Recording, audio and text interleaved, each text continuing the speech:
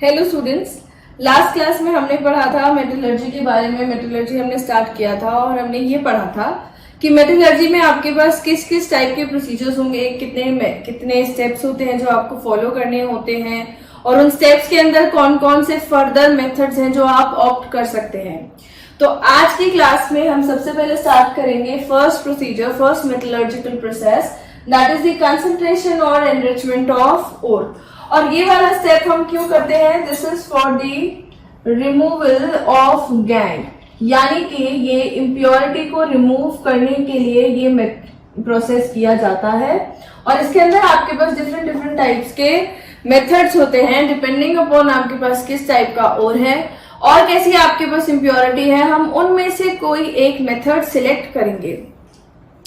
तो concentration of ore is removal of gang.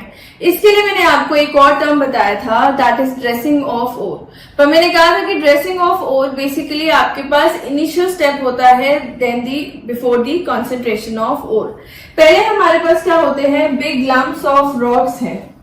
उन big lumps of rocks को हम ग्राइंड करेंगे।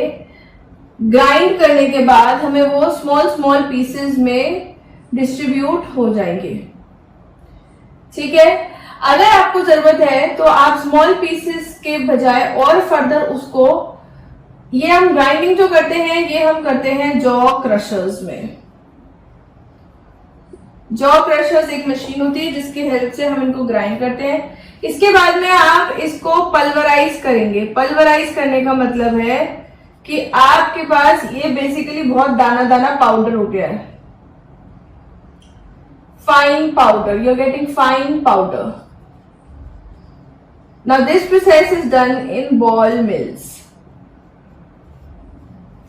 ठीक है, and this is called pulverization of ore. So यहाँ पे हमने pulverize किया है। अगर आपको जरूरत है तो ही ये स्टेप करेंगे, नहीं तो आप ये स्टेप स्किप कर सकते हैं। Now this whole is your dressing of ore. Now this is dressing of ore. भाई उसे सजा धजा लिया है थोड़ा सा। अब उसके ऊपर हम बाकी सारे जो मेथड्स हैं, जो मेटलर्जिकल प्रोसेसेस हैं, वो हम अप्लाई करेंगे। ठीक है, तो सबसे पहले जो हम कॉन्सेंट्रेशन का मेथड पढ़ रहे हैं, the first method for concentration of ore is called, मैं लिखवा चुकी हूं नाम, तो ग्रेविटी सेपरेशन, या फिर हम इसको कहते हैं hydraulic washing,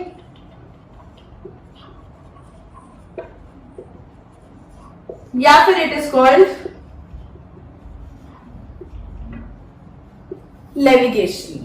so this is either called gravity separation, hydraulic washing and levigation. Basically इसका प्रिंसिपल क्या होता है कि इस मेथड में हम डेंसिटी का डिफरेंस यूज करते हैं। ठीक है, तो जब भी आपके पास whenever there is difference in densities of ore and gang, यानी कि गैंग और ओर की डेंसिटी में आपके पास डिफरेंस है, तो हम इस मेथड को यूज करेंगे। This method can be used, ठीक है, वेयर गैंग इज लाइटर। और डेंसिटी में डिफरेंस आपके पास कुछ इस तरीके से होना चाहिए कि gangue should be lighter and the ore, जो मेन ओर है आपके पास, वो आपके पास हेवियर होना चाहिए। तो ये इन डेंसिटीज लिखा हुआ है। तो आपके पास whenever you have difference in the densities of the ore and the gang, तो हम ये प्रोसीजर यूज करेंगे gravity separation. And you are also going to do कि तब आपके पास जब गैंग लाइटर है, when the gangue is lighter than the main ore, तो आपके पास आप ये मेथड अप्लाई करेंगे। ठीक है, this method is not valid for sulphide ores. जब आपके पास सल्फाइड ओर्स हो जाएंगे तो ये वाला मेथड हमारे पास नहीं रहता है, क्योंकि sulphide ores can not be wetted by water, और हम इसमें वाटर का इस्तेमाल करेंगे as you may see hydraulic washing. तो क्योंकि हम यहाँ पे पानी का इस्तेमाल करने वाले हैं, this method is not use for the sulphide ores. Sulfide ores cannot be wetted by water. तो ये आप ऑक्साइड्स के लिए यूज कर सकते हैं and you can use it whenever the gangue is lighter than the ore. अब इस मेथड में हमारे पास होता क्या है, इस मेथड में आपके पास एक स्लैंट टेबल होगी, इसे हम कहते हैं स्लोपिंग टॉप टेबल। ठीक है, स्लोपिंग टॉप टेबल। तो इसमें आपके पास एक स्लैंट टेबल है, इसमें आपके पास कुछ ग्रूव्स बने हुए हैं, यहाँ पे ये कुछ ग्रूव्स हैं, कर्व्स कह सकते हैं इन्हें। ठीक, यहाँ पे आप क्या करेंगे, जो भी आपके पास इम्प्योर ओर है उसे इधर रख देंगे। On the top of the table you are going to put the impure ore. ठीक है, अब इस इम्प्योर ओर को आप एक रनिंग स्ट्रीम ऑफ वाटर से वॉश करने वाले हैं। You are going to wash this impure ore by a running stream of water. आप बहुत तेज स्पीड से यहां से इम्प्योर ओर को धोने वाले हैं। अब क्या होगा आपके पास, मैंने कहा गैंग आपके पास लाइटर है, since the gangue is lighter it will be washed away by the water, और ये आपके पास नीचे कलेक्ट हो जाएगी। ठीक है, और जो आपके पास हैवियर ओर है या तो वो मूव नहीं करेगा और करेगा तो पहले स्लैंट पे जाएगा, पर इस प्रकार से हो जाएगा कि वो इन ग्रूव्स में सेटल कर जाएगा। और आपके पास एक ग्रुप में फंसा फिर ज्यादा नहीं मूव कर पाया बिकॉज उसकी डेंसिटी बहुत ज्यादा है और जो गैंग है वो लाइटर है, तो गैंग आपके पास धुल जाएगा और जो और पार्टिकल्स हैं वो आपके पास इन ग्रुप्स में कैच हो जाएंगे। This is the gravity separation method और हाइड्रोलिक वॉशिंग और लेविगेशन। तो बेसिकली क्या किया है आपने, you are washing down the impure ore on a sloping top table by running stream of water. तो आप जब नोट्स बना रहे हैं तो आप इन चीजों को बहुत प्रॉपर्ली अपनी कॉपी के अंदर लिखें, जो मैं बोल रही हूं कि in this method the impure ore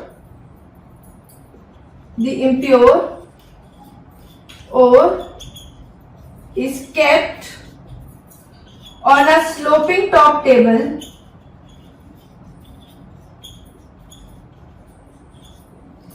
in this method the impure ore is kept on a sloping top table, ठीक है,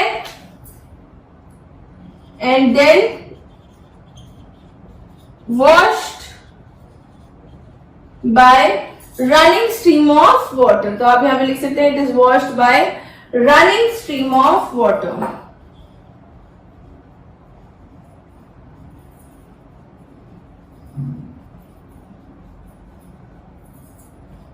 now after washing it by running stream of water आपके पास जो ओर है वो आपके पास ग्रूव्स में कलेक्ट हो जाएगा और जो आपके पास इम्प्योरिटी है that will flow down with the running water and it will be collected at the bottom of the table। ठीक है, तो ये लाइन भी आप जरूर लिखें।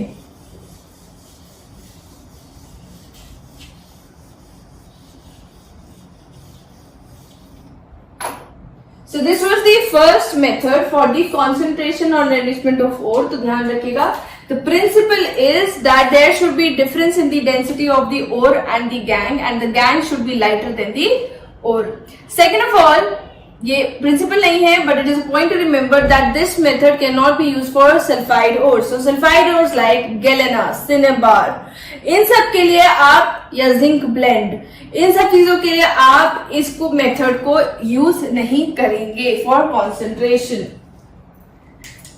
Now the second method that we are going to do is magnetic separation.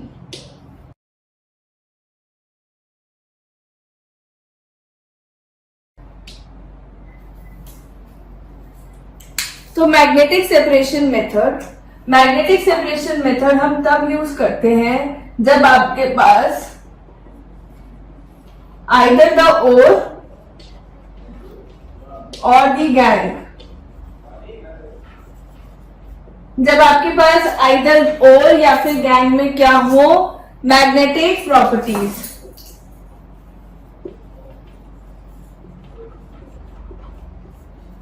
जब दोनों में से किसी एक में आपके पास मैग्नेटिक प्रॉपर्टीज होंगे तो हम मैग्नेटिक सेपरेशन वाला मेथड यूज करते हैं। ऐसा नहीं कि आपके पास दोनों में ही मैग्नेटिक प्रॉपर्टीज हो तो हम मैग्नेटिक सेपरेशन यूज करेंगे। We will use this method only when one of these, either the ore or the gang, has magnetic properties. So we can use this for many ores जो आपके पास magnetic properties दिखाते हैं.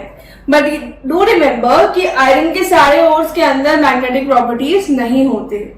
Iron के आगे से जो ore पड़ते हैं, you study haematite, you study magnetite, you study pyrites, तो इसमें आपके पास जो हेमेटाइट और मैग्नेटाइट होता है वो कुछ इस प्रकार से होते हैं कि haematite is Fe2O3 and magnetite is Fe3O4. तो हेमेटाइट के अंदर आपके पास Fe2O3 है, मैग्नेटाइट के अंदर Fe3O4 है. हेमेटाइट में मैग्नेटिक बिहेवियर नहीं होता और मैग्नेटाइट में मैग्नेटिक बिहेवियर होता है. ये डिफरेंस इसलिए आता है क्योंकि Fe3O4 के अंदर आपके पास FeO और Fe2O3 दोनों एग्जिस्ट करते हैं. इसके प्रेजेंस की वजह से मैग्नेटाइट आपके पास मैग्नेटिक नेचर शो करता है और हेमेटाइट नहीं करता. तो अगर कहीं पे दोनों टाइप आपके पास दिखे हो, दोनों ओर्स दिखे हो आयरन के, तो इसका मतलब ये नहीं है कि they both can be separated by the magnetic separation method. Only magnetite can be separated by magnetic separation when the gang does not have any magnetic properties.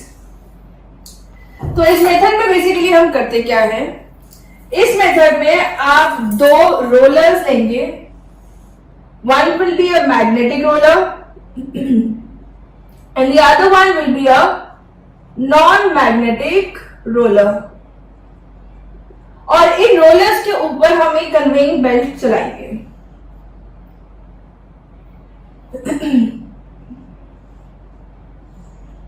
So in rollers के ऊपर आपके पास एक कन्वेइंग बेल्ट चल रही है. अब इस conveying belt में आप क्या करेंगे, इम्प्योर ओर डालेंगे. किसकी तरफ से? From the side of the non magnetic roller. ठीक है, इम्प्योर ओर को आप इस पे पॉर कर रहे हैं from the side of the non magnetic roller. धीरे धीरे क्या होगा, ये कन्वेइंग बेल्ट आपके पास पहुंच जाएगी. किस साइड? यहां से आपने डाला, धीरे धीरे और कहां पे पहुंच जाएगा? मैग्नेटिक रोलर की side. And once it reaches the magnetic roller, आपके पास जिस भी चीज में मैग्नेटिक प्रॉपर्टीज नहीं होंगे वो तो यहाँ पे away from the roller fall कर जाएंगे.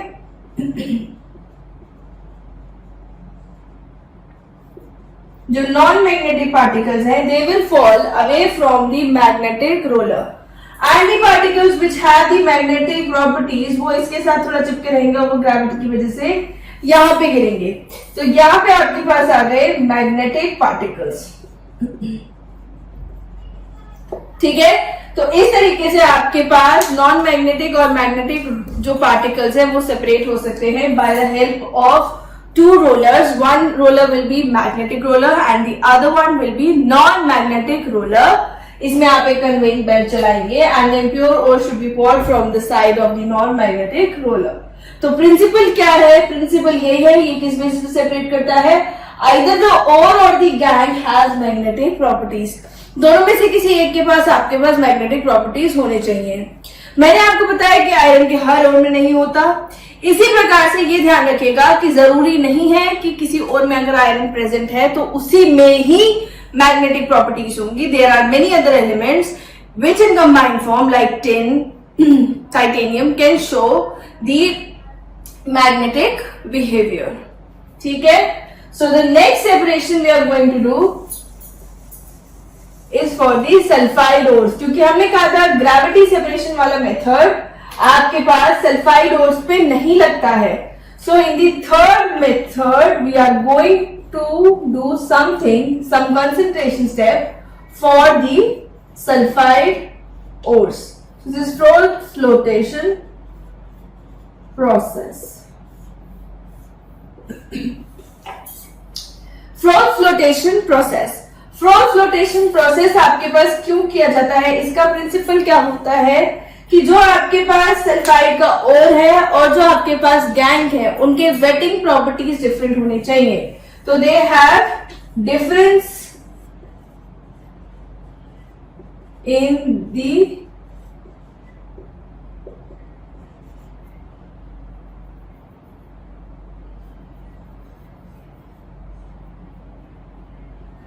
या फिर आप ऐसे लिख लीजिए preferential difference in preferential wetting properties of ore and gangue. यानी कि गैंग अलग तरीके के सॉल्वेंट से वेट हो सकती है और जो ओर है आपके पास वो अलग तरीके के सॉल्वेंट से वेट हो सकता है, तो हम फ्रोथ फ्लोटेशन प्रोसेस यूज करते हैं। तो बेसिकली दो ऐसी चीजें जो सॉल्वेंट की तरह अलग अलग ऐड करें वो होंगे आपके पास ऑयल एंड वाटर। ऑयल कौन सा लेते हैं? जनरली हम यहाँ पे पाइन का ऑयल लेते हैं, ठीक है, पाइन ऑयल एंड वाटर। तो मैंने कहा जो सल्फाइड ओर्स है वो आपके पास वाटर में वेट नहीं हो सकते, उससे गीले नहीं हो सकते, तो क्या होता है वो ऑयल से गीले हो जाते हैं, they can be wetted by oil. तो इसलिए इसमें हम ये दो तरीके के सॉल्वेंट्स का इस्तेमाल करेंगे। दोनों की properties of wetting are different. एक आपके पास पानी में रह जाएगा, एक ऑयल के साथ घुल मिल जाएगा, ठीक है। तो हम इसको फ्रोथ फ्लोटेशन मेथड को यूज करते हैं। So main thing to mention is use for sulfide ores. So this method is used for sulfide ores. इस मेथड में करते क्या है हम, आप एक बड़ा सा टैंक लेंगे, इस टैंक के अंदर एक एयर शाफ्ट लगा हुआ है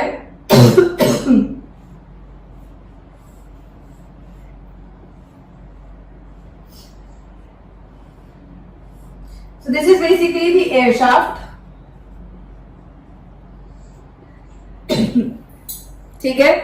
आपने एक बड़ा सा टैंक ले लिया और उसमें आपने ये एयर शाफ्ट लगा दिया है, ठीक है। ऊपर से हम क्या कर रहे हैं, यहाँ पे फ्रॉथ कलेक्ट करने के लिए एक जगह बनाई है। तो हम क्या करेंगे, इस कंटेनर के अंदर आप लेंगे pine oil plus water plus powdered ore, इसके अंदर आपने ले लिया, ठीक है। तो जब आपने इसके अंदर पाउडर्ड ओर ले लिया तो उसी पाउडर्ड ओर के अंदर आपके पास क्या है, इम्प्योरिटीज, ठीक है। तो the powder ore is containing of the ore as well as of impurities. तो होगा क्या इसमें, जब हम यहां से, ये जो मैंने कहा आपसे ये एयर शाफ्ट है, तो यहां से अगर हम एयर को पास करेंगे, ये सिस्टम है, इस सिस्टम में आपके पास ओर है, वाटर है और ऑयल है। इस जो हमारे पास ये एयर शाफ्ट है, यहां से हम कंप्रेस्ड एयर पास करेंगे। जब हम एयर को पास करेंगे तो वो एयर बबलिंग क्रिएट करेगी। इट इज जस्ट लाइक जैसे अगर आपके पास मान लीजिए 1 ग्लास ऑफ वाटर है या फिर कोई और चीज है और आप उसमें एक स्ट्रॉ लगाएं और स्ट्रॉ से उसमें एयर ब्लो करें, तो उससे क्या होता है, बबल्स बनने स्टार्ट हो जाते हैं। इसी तरीके से इस कंटेनर में भी आपके पास बबल्स बनने स्टार्ट हो जाएंगे और वो बबल्स किसके बनेंगे, पाइन ऑयल और ओर पार्टिकल के। तो जो इम्प्योरिटी है वो आपके पास कहां रह जाएगी, यहां पे, दैट इज द गैंग। जो आपके पास ऑयल है वो फ्रॉथ बनाना स्टार्ट कर देगा, जिन्हें मैं बबल्स कहती हूँ, बेसिकली झाग जो होता है वो हमारे पास ऑयल का बन जाएगा। और क्योंकि सल्फाइड वाले पार्टिकल्स आर सोल्यूबल या कैन बी डिसॉल्व्ड या can be wetted by oil, तो वो इसी के साथ में ऊपर आ जाएंगे, they will just come on the surface with the pine oil. तो बेसिकली अगर आपके पास, मान लीजिए I am talking about zinc blende, तो मैं जिंक ब्लेंड की अगर बात कर रही हूँ या गलेरा की बात कर रही हूँ, तो क्या होगा, उसके ऊपर एक कवरिंग ऑफ ऑयल लग जाएगी और इस कवरिंग ऑफ ऑयल की वजह से जो भी फ्रोथ बन रहा है ऑयल का, आपके पास सल्फाइड के particles will float on the surface of the mixture. अब इस फ्रोथ को हम यहां से कलेक्ट कर सकते हैं, the froth can be collected from here, जिसमें आपके पास ये पूरा का पूरा सल्फाइड वाले पार्टिकल्स हैं। Now, 3 things to remember in this procedure. 2 things to remember in this procedure are the froth collectors and froth stabilizers. एक होते हैं फ्रॉथ कलेक्ट करने वाले कंपाउंड्स और एक होते हैं हमारे पास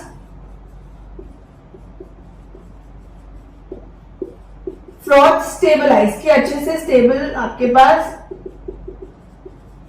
फ्रॉथ बन जाए, और एक होते हैं हमारे पास फ्रॉथ डिप्रेसेंट्स। फ्रॉथ कलेक्टर हम तब यूज करते हैं, इसके लिए आप एग्जाम्पल लिख सकते हैं, this is sodium ethyl xanthate। Better froth को कलेक्ट कर सकते हैं। Froth stabiliser are cresol and aniline, these are all organic compounds. और फ्रॉथ डिप्रेसेंट्स हम तब यूज करते हैं, या एक्टिवेटर्स, दोनों में से कोई एक चीज, ठीक है, दोनों अलग अलग चीजें हैं, froth depressants and activators. So these are depressants which I am writing. तो इसमें आपके पास क्या होता है, अगर if you have more than one type of sulphide particle, जैसे मान लीजिए आपके पास जिंक सल्फाइड भी है और कॉपर का सल्फाइड भी है, but you want the froth of only one type of sulphide, तो उसके लिए हम फ्रॉथ डिप्रेसेंट्स को यूज करते हैं। और अगर मान लीजिए किसी भी सल्फाइड का अच्छे से फ्रॉथ नहीं बन रहा है, तब हम फ्रॉथ एक्टिवेटर्स यूज करते हैं। फ्रॉथ डिप्रेसेंट यूज करने से आपके पास किसी एक सल्फाइड की टेंडेंसी हो जाती है ज्यादा फ्रॉथ बनाने की और दूसरे की कम हो जाती है, तो तब हम फ्रॉथ डिप्रेसेंट यूज करते हैं when you have more than one type of sulphide ore present. And if you have one sulphide ore which can not be which is not making froth very easily, तब हम froth activators use करते हैं। तो these are the few terms related with this process, that is froth flotation process। आप इसको छोड़ करके पीछे वाला पूरा प्रोसीजर भी याद कर सकते हैं, but these are also important things according to in this procedure, तो you must know these things, ठीक है। For the better understanding आपको ये पता होना चाहिए what are froth collectors, what are froth stabilizers, what are depressants and what are activators, ठीक है। अगर आपके पास थ्योरी में आ जाता है, you do not need to write all these, but you must know these, ठीक है। तो this is फ्लोरेशन process.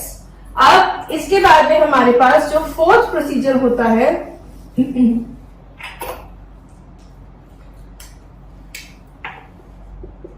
That is chemical separation या फिर इसे कहते हैं leaching.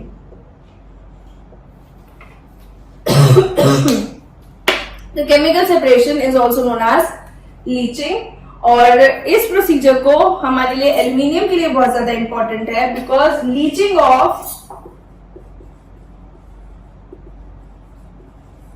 Bauxite ore is called Bayer's process. तो बेसिकली केमिकल सेपरेशन से अगर हम बॉक्साइट ओर से इम्प्योरिटी को निकाल रहे हैं, कंसंट्रेशन कर रहे हैं उस ओर का, तो उसे हम बेयर्स प्रोसेस कहते हैं। It is an example of leaching, not just leaching, ये लीचिंग नहीं होता है, it is an example of leaching, ठीक है।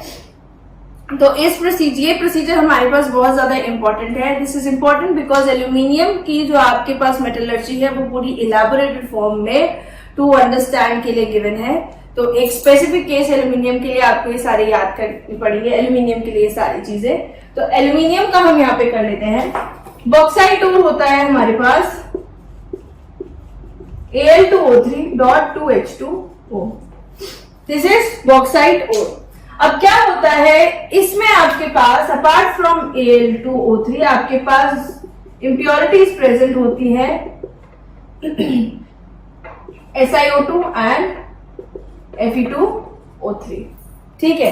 तो क्या होगा, Al2O3 हमारे पास एम्फोटेरिक ऑक्साइड होता है। एम्फोटेरिक ऑक्साइड मतलब जो कि सारे चाहे मतलब वो बेसिक नेचर और एसिडिक नेचर दोनों ही शो करते हैं। और जो हमारे पास ये इंप्योरिटीज प्रेजेंट है, इसमें से SiO2 will be an acidic oxide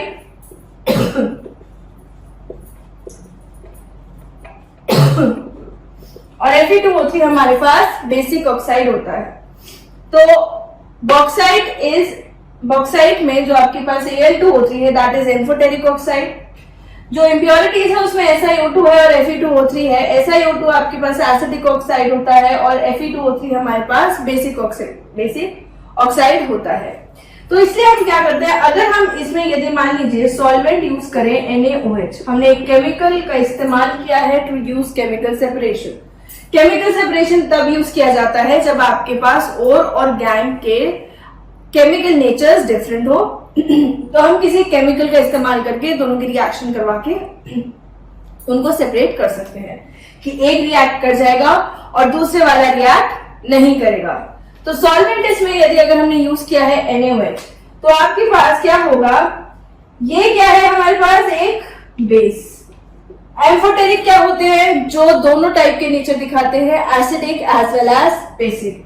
तो जो हमारे पास Al2O3 है, ये NaOH के साथ कंबाइन कर जाएगा और ये बना लेगा NaAlO2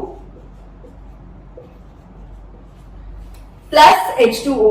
this is sodium aluminate.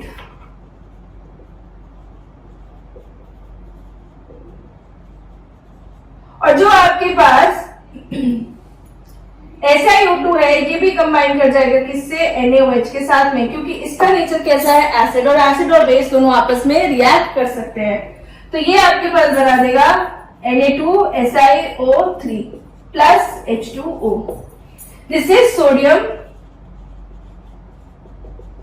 Silicate. ठीक है, दिस इज सोडियम सिलिकेट। अब इसमें क्या होगा आपके पास,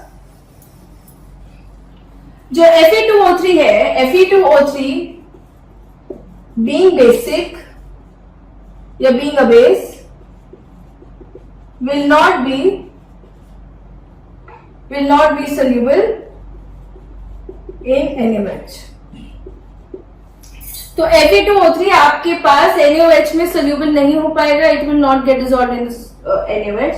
तो अगर मेरे पास कोई टेस्ट ट्यूब है जिसमें मेरे पास ये सारी चीजें हैं, तो जो आपके पास Fe2O3 है वो एक सॉलिड प्रेसिपिटेट बना लेगा Fe2O3, और इस मिक्सचर में आपके पास होगा NaAlO2 और आपके पास होगा Na2SiO3। अब इसको क्या कर लेंगे आप, फिल्टर कर लेंगे। जब हम फिल्टर कर लेंगे तो इसके अंदर से Fe2O3 जो है वो रिमूव हो जाएगा, क्योंकि ये तो आपके पास सॉलिड फॉर्म में प्रेजेंट था। तो क्योंकि ये सॉलिड फॉर्म में प्रेजेंट है, ये रिमूव हो जाएगा। जो आपके पास पूरा सिस्टम बचा है उसमें क्या होगा, NaSiO3,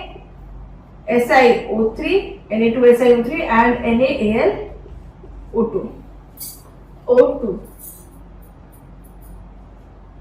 ठीक है, अब यहां पे हम क्या कर रहे हैं, NaAlO2 जो है ये H2O के साथ धीरे धीरे कंबाइन करता चला जाएगा आपस में, और ये क्या बना लेंगे, NaOH प्लस एल्यूमिनियम हाइड्रोक्साइड। ठीक है, बेसिकली क्या करते हैं, ये किस प्रकार से रिएक्ट करता है, जो हमारे पास ये दोनों चीजें रह गई सोल्यूशन के अंदर, तो आप इसके अंदर थोड़ा सा एल्यूमिनियम हाइड्रोक्साइड डाल सकते हैं। वो एल्यूमिनियम हाइड्रोक्साइड इनके अंदर और प्रेसिपिटेशन इंक्रीज करता है, तो NaAlO2 H2O के साथ जो यहाँ पे प्रेजेंट था कंबाइन कर जाएगा और आपके पास इसका प्रेसिपिटेट दे देगा एल्यूमिनियम हाइड्रोक्साइड का।